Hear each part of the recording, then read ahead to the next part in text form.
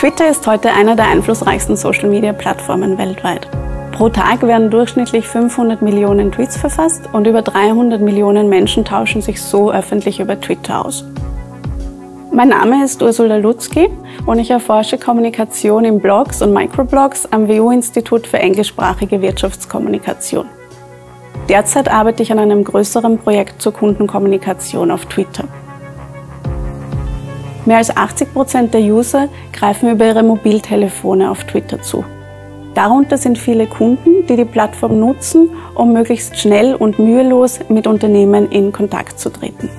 In Großbritannien hat die Mehrheit der Transportunternehmen wie Bahngesellschaften oder Fluglinien darauf reagiert und nutzt Twitter als Servicekanal.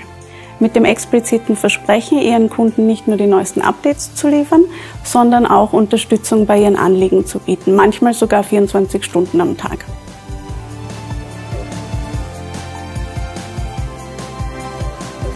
Ich wollte wissen, wie der Austausch zwischen Kunden und britischen Bahngesellschaften auf Twitter funktioniert und optimiert werden könnte.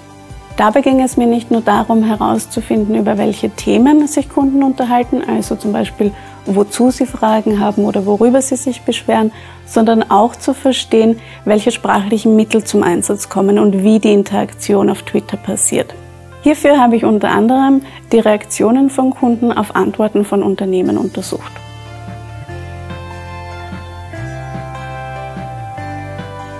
Für dieses Projekt habe ich einen Textkorpus erstellt, also eine Datensammlung, die 18 Millionen Wörter umfasst und jene Tweets enthält, die Kunden an britische Bahngesellschaften gerichtet haben, sowie deren Antworten.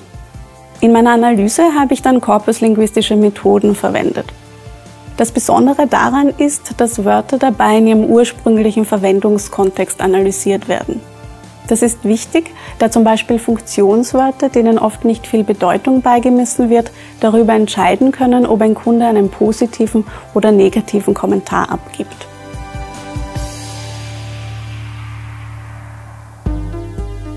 Meine Studie hat ergeben, dass es Kunden wichtig ist, eine Antwort auf Twitter zu bekommen und sie besonders verärgert sind, wenn ihr Tweet ignoriert wird. Meine Daten zeigen auch, dass sich Kunden explizit über Twitter an Unternehmen wenden, da sie hier erwarten, dass ihr Anliegen möglichst rasch bearbeitet wird. Doch Geschwindigkeit alleine reicht nicht aus. Es kommt auch auf die sprachliche Beschaffenheit der Antwort an, ob sie zufrieden sind. Dabei sind Höflichkeit und zugehörige Sprechakte wie Entschuldigungen zwar wichtig, doch die Hauptfaktoren sind die Relevanz der Antwort, dass Social Media Manager direkt auf individuelle Anliegen eingehen und dass sie auf nichtssagende Standardantworten verzichten.